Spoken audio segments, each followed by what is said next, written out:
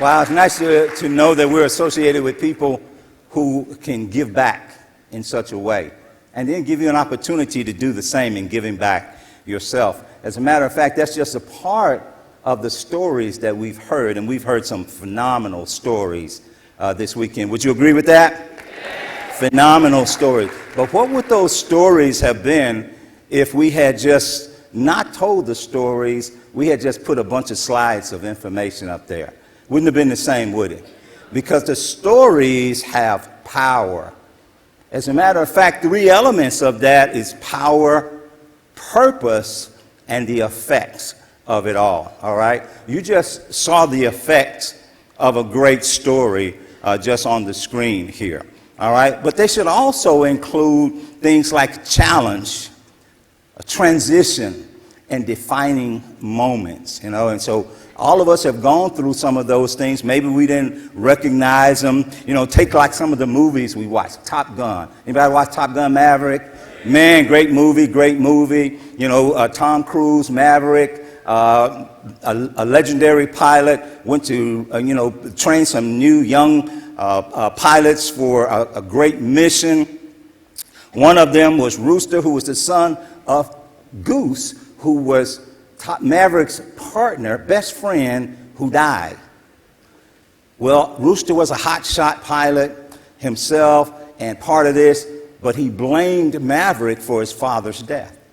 Not to mention the fact that Maverick had also denied him entry into the program initially, all right, because he didn't think he was ready.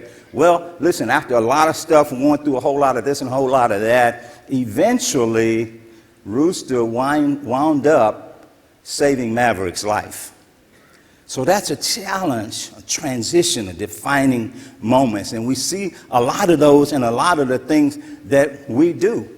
My own story, we have a story of my wife and I where we had a lot of situations going on. Let me tell you first a little bit about how we started. We looked at this business. Someone shared the information with me. I had turned it down twice already. I got excited about it the third time when I took my skeptic's hat off, put my business hat on. It made sense. I decided to come on board. My wife was not excited about it till I took her to take a look at it. When she got excited about it, then she decided it was her business. Okay? So yeah, that's where we were. But before that, many, many years, 30 years before that, I was a 16-year-old kid before we came into the business who was driving one night, had a beautiful black car, looked like a Batmobile way back in the day, black convertible, red interior, and I was excited. Took my sister to the fair. I was responsible. I was only 16. Got lost from them. Got with some guys. Maybe we did a little things we didn't need to be doing, but I remember making a turn from my grandmother's on my grandmother's street, and the next thing I remember was waking up in the hospital. And I had hit a pole 3 miles past the turn that I remembered. My car crumpled and wrapped around the pole. I broke the steering wheel with my face, had plastic surgery twice. You would think they would have done a better job, okay? But twice on my face, broke the eye sockets in my face, broke the jaw, and things like that. And so that's the situation, and that's the challenge. And we transitioned, but it took 30 years to get to that defining moment where my life had changed based on that and experiences that I had moving on. See, and you see, here's the thing about it is that in our lives, we have situations all the time. For instance, my wife and I, a few years ago, had 5 deaths in the family. In that year, my father passed away, her mother passed away, my sister passed away, her mother's sister, only sister, passed away, and her son, all in the same year. The defining moment came in that same year we got the $100,000 ring. And that's the story of perseverance through the struggles and so forth. All right? Missed opportunities, stories of missed opportunities, second chances. I loved it when Mr. Self got up here and talked about the genealogy, the lineage of Team New Vision. Did y'all like that? Some of y'all learned some things, right? Okay? But I bet you there's something that many of you, probably most of you, didn't know. Even some of you who know Mr. Self and his sponsor, Brian Carruthers, right? That's not his sponsor. There was another gentleman in between there. Somebody say, yeah, okay. So this is a story about Stuart. All right? And so, listen, you know, you heard about the 7 in the basement? He sat on top of all of that before he quit. 167,000 active memberships later. But you know what? Before that, before we got to 167,000 memberships, he had a second chance and he came back. Came back with Mr. Humes. And then he quit again. And that was after a gentleman who came on his team by the name of Charles Lloyd, who's written over 10,000 individual memberships. I guess he didn't catch the vision. All right? And it's going to happen. It happens to all of us. It'll happen to you, you know, no question about it. All right? So here's the thing about that. And this, is this working? It would work if I would press the right button. Yeah. All right? We all hear the story of the saying, facts tell and stories. What sells? Stories sell. But do you understand the value in that? Do you really understand? You know, psychologist Jerome Bruner said that facts are 22 times more likely to be remembered when wrapped in a story. Haven't we heard some phenomenal stories?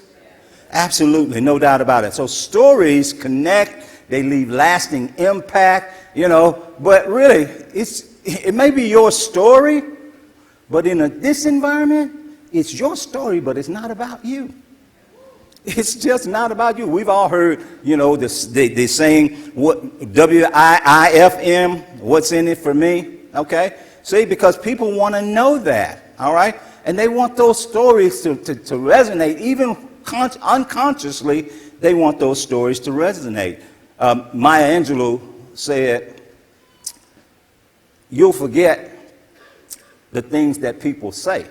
You may forget the things that people do, but you'll never forget how they made you feel. See? And so when you're thinking about stories, you want stories to be relatable and reach out to people. Okay? And so I'm going to tell you a story here. Well, listen. I'm going to tell you a story about referrals and disregarding them or not taking heed to them. My daughter, who was 18 years old at the time, we were pretty early in the business too, she would say to me, Daddy, I want you to talk to this young man. Daddy, I want you to talk to this young man. And I'm thinking, one of her school buddies, sure, I'll get to the guy, get to the kid. Sure, one day I'll get to him. Daddy, I really want you to talk to this young man. Got you, baby. You know how you pat him on the head? I got you, baby. All right? Okay? So we go to a meeting, a briefing, and she says, Daddy, that's the young man I was telling you about. I'm like, he old enough to be your daddy. All right? But the thing about it is that I missed an opportunity to take part of that referral, or take heed to that referral. That gentleman happened to be multimillionaire club member, listen, Circle of Champion, Alistair Edwards. Sometimes we prejudge people. Sometimes we miss opportunities by prejudging people. We don't work our lists and things like that. I'm telling you, we just don't do it. It's like the thing, have you ever heard of the story Acres of Diamonds? Here's a gentleman, Ali Hafed, okay? He wanted to find his fortune. So, you know, he bought a property. He was out searching for his fortune. He decided to sell that and go out somewhere else and look for it. Couldn't find it, got despondent, got discouraged, health went bad, threw himself into a river and died, okay? Someone else took over that property. And when they took that property, the gentleman took his camel to drink at the river. saw something sparkling.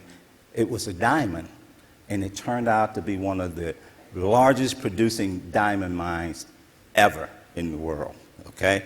And so what happens is we walk away from things, and sometimes we don't even look around us to see who's around us. We don't even talk to the people around us. Have you ever had somebody come into your business and say, I don't want to talk to my friends, my relatives, I want to talk to somebody else I don't know? Really? But they're missing the opportunities right around them.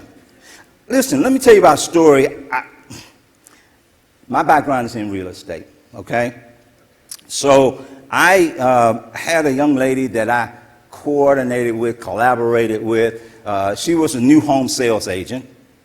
You know, I was a buyer's agent. We had a good rapport. I mean, we hit it off really well, you know, and good a business relationship. I never talked to her about the business. So sold houses with her, but never talked to her about the business. One day she came to a briefing. You know where I'm going, don't you? One day she came to a briefing, not with me, all right?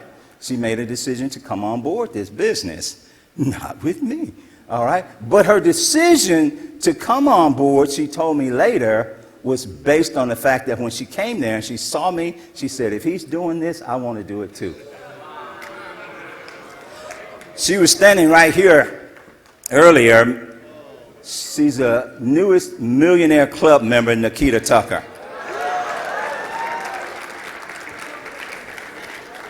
Yeah, I'm glad y'all happy. I'm still in therapy, okay? It's rough. It's rough. But, you know, there are a lot of other stories, you know, and things like that will happen to you, too. But you want to be cognizant of what's going on around you. There are stories of the person who quit after one membership cancellation. A story of somebody else who had $14,000 in advanced recovery or chargeback and became a ring earner later. Okay? See? So you tell the stories. Remember, though, about brevity. All right? Sometimes we use too many words, you know, to say too little or to make too little sense. Okay? So tell stories in your presentations, in your meetings, and so forth, because they mean something, all right? You know, part of our stories are to make sure that we know how to discover our own stories and think about yourself. Take some time to think yourself, to discover your own story, all right? Develop that story. Put together your 30-second story. Put together who you are. Know who you are. Get familiar with yourself. Well, that didn't sound too good, did it? All right, okay. But then position yourself to be able to deliver your story. Let it go. Let it go. Okay. And if you tell your stories to enough people, you'll eventually become the story yourself. I remember, and some of you may remember also, being up at night late watching the infomercials with the people with the big houses on the jet skis and traveling around the world. Anybody remember that? Yes. And I can remember saying, I wonder if people really live like that. I wonder if people really live like that. And so in building my business with my wife and going through this and going through that, one day I turned around to my wife and I said, you remember the infomercials we watched and we talked about? I said, you know what, honey? We are those people now. Thank you all very much.